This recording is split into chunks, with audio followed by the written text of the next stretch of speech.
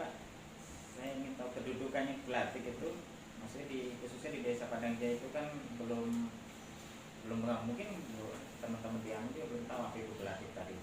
Sekarang posisinya di Desa Padang Jaya itu apa ya, secara legalitas itu bagaimana, dan termasuk langkah-langkah ke depan itu bagaimana, langkah konkret ke depan itu agar memang ini kebetulan kan di Desa Padang Jaya itu untuk koperasi ya, khususnya koperasi ini kita sedang melalui proses sertifikasi ISPO dan SPO, dan apakah itu ada sinergitas dengan KUD juga atau bagaimana? Ya memang kelemahan kita setelah saya pahami bahwa Gelatik itu bahkan bahasa kerennya tidak populer ya, tidak populer di Padang Jaya sendiri, tidak populer seperti itu. Tetapi memang dari pihak-pihak tertentu memang sudah mengenal kita gitu. Memang ada satu lembaga memang yang membuat kita mungkin katakanlah memang di desa memang tidak terlalu, tapi misalnya di Kementerian Desa atau di lembaga lain seperti KHP, Teknosep dan UK itu ya ada lembaga namanya KBC ya, Kawal Borneo Community Foundation, yaitu NGO gitu. Nah kebetulan kami juga dengan beliau bersama-sama untuk itu, untuk memanfaatkan itu, jadi didampingi oleh teman-teman dari Kawal Borneo seperti itu. Berkaitan dengan sertifikasi RSPO, kebetulan tempat kita juga di koperasi dari RSPO, kami sinergi sekali bahwa RSPO sertifikasi RSPO itu juga membutuhkan kelompok-kelompok atau usaha berkelanjutan yang salah satunya memang di Gelatik ini karena memang isu yang dibawa RSPO itu adalah sawit, maka kerajinan itu juga bagian dari itu, bagian dari RSPO, untuk memanfaatkan memanfaatkan sumber daya yang ada di khususnya di Desa Padang Jaya. Oh, iya baik. Jadi intinya sustainable kan, berkelanjutan gitu. Apakah untuk dari segi bahan bakunya itu memang harus sawit atau bisa dari bahan lain atau kayu-kayu lain gitu? Kalau kami sementara memang sawit, dan ada juga kami buat dari kayu. Kebetulan kami memanfaatkan juga kayu agatis gitu, banyak kayu agatis karena kayu agatis mungkin lebih mudah dalam pembuatannya karena memang secara struktur, secara tekstur dan sebagainya memang sudah baik. Gitu. Jadi kedepannya memang bukan sawit, tapi karena kita memang di Desa Padang Jaya khususnya, misalnya seperti lidi gitu ya, seperti lidi pelepah itu kan sangat melimpah. Memang peruntukannya kita tahu bahwa dalam konteks sederhana bahwa seperti lidi beserta daunnya dan pelepah itu bisa dicincang dijadikan pakan ternak atau menjadi pupuk gitu. Tetapi kami mencoba dari sisi yang berbeda, karena mendapatkan nilai lebih itu kan dari satu bahan baku bisa bermacam-macam produk yang kita dapatkan, baik itu pupuk tadi atau hijauan pakan ternak. Nah, kami dari Gelatik hanya mencoba untuk bahwa ternyata misalnya seperti pelepah yang selama ini juga kita biarkan saja kalau kita sedang jualnya, ternyata juga bisa menjadi sesuatu asal kita memperlakukannya dengan baik, dengan ilmu yang baik, sehingga bisa menjadi produk. Misalnya gini, yang sedang kami buat saat ini, misalnya kapal dari lidi atau lampu dari lampu hias itu, lampu tidur biasanya seperti itu dari pelepahnya gitu. Nah pelepahnya kalau pada saat sudah diolah itu bagus juga seperti bambu, seperti itu Pak. Berarti apa ya, kelapa sawit ini produk turunannya cukup banyak Pak ya. Mungkin bisa nggak melebar ke, kalau untuk khususnya kelompok Gelatik lah ya, itu sampai merambah kalau ada di sana itu sampai ke sabunnya, ke minyak merahnya, itu bisa sampai ke arah sana nggak? Kemungkinan seperti itu. Jadi kami sudah mencoba beberapa kali gitu ya. Kami sudah juga berkunjung ke teman-teman di yang kelompok yang membuat sabun, kami juga sudah berkunjung. Yang membuat minyak merah juga kita berkunjung, bahkan dari pun kami juga berkunjung.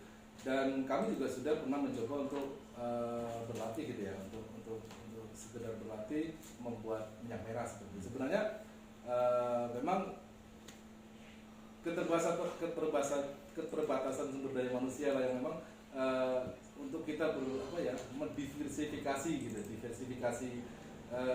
usaha itu yang kita harus perhatikan, bahwa karena kemampuan kita satu persatu atau anggota kami gitu bahwa untuk membuat minyak merah dan sebagainya, sabun dan sebagainya memang perlu pelatihan khusus.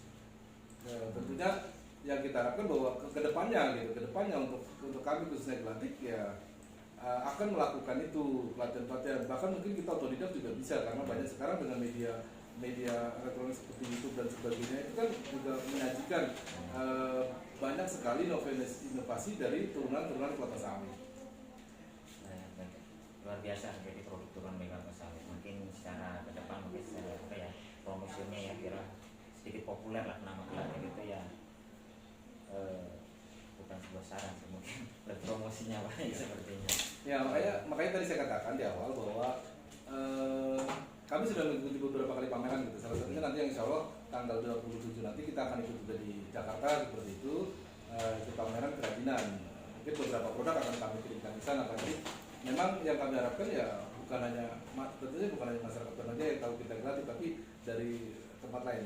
Misalnya seperti produk kita pada saat ada kegiatan dari kabupaten, kami pun juga ikut mensertakan bahwa kerajinan gelatik itu untuk misalnya ada pertemuan tertentu untuk menjadi cindera mata seperti itu memang juga salah satu bagian dari apa namanya bagian dari promosi ya seperti itu supaya orang-orang di luar sana mengenal bahwa ada gelatik yang produknya dari tempat kelapa sawit.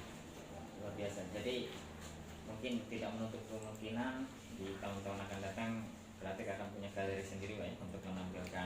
Iya. Rencana seperti itu, bahkan workshop seperti itu ya. Jadi memang ke depan seperti itu. Karena apa? Karena sumber daya manusia pun, misalnya sumber daya manusianya itu bagus, tetapi pada saat kita tidak punya sarana atau tidak punya tempat untuk mengekspresikan diri lah istilah kami seperti itu juga sama saja akan mengalami kendala-kendala seperti itu. Yang kami harapkan bahwa kami punya rencana juga bahwa nanti semacam galeri atau workshop dan sebagainya itu kita punya. Kenapa? Karena nanti ke depannya harapan kami dari Gelatik itu bukan hanya mungkin misalnya selama ini kan kita baru segelintir orang nih. Jadi kami harapkan usaha nanti jadi semacam ekosistem gitu. Jadi masyarakat Padang Jaya kita memanfaatkan misalnya ibu-ibu.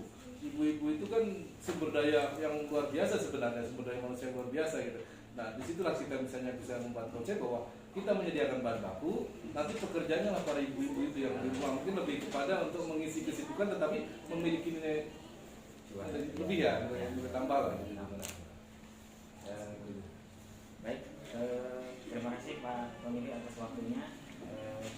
Demikianlah bincang-bincang santai kita sampai juga di bincang-bincang. Begini lah, saya tambahkan dulu bahwa yang perlu kalau pemirsa ya ini yang pemirsa ketahui bahwa dukungan dari desa tentunya juga luar biasa kepada Gelatik. Jadi kita juga tidak bisa meninggalkan bagaimana peran desa terhadap kelompok-kelompok yang ada di desa, termasuk salah satunya Gelatik. Di awal Bapak juga menanyakan, saya cuma menambahkan saja bahwa seperti apa legalitas. Kalau kami memang belum legalitas, tetapi pada kenyataannya bahwa kami dari desa sendiri, dari desa Padang Jaya misalnya, kami dengan KUD dan sebagainya itu bukti nyata dukungan dari kepala desa, dari pemerintah desa kepada kelompok Gelatik itu yang nyata bahwa keberadaan kita memang sudah secara legalitas memang belum dalam arti itu, tapi sudah diakui lah bahasanya aparatur desa, kepala desa bahkan mengetahui bahwa ada keberadaan kita. Itu yang perlu ditekankan di bawah. Ya luar biasa sekali. Ya kita mungkin kedepannya akan bersinergi Pak.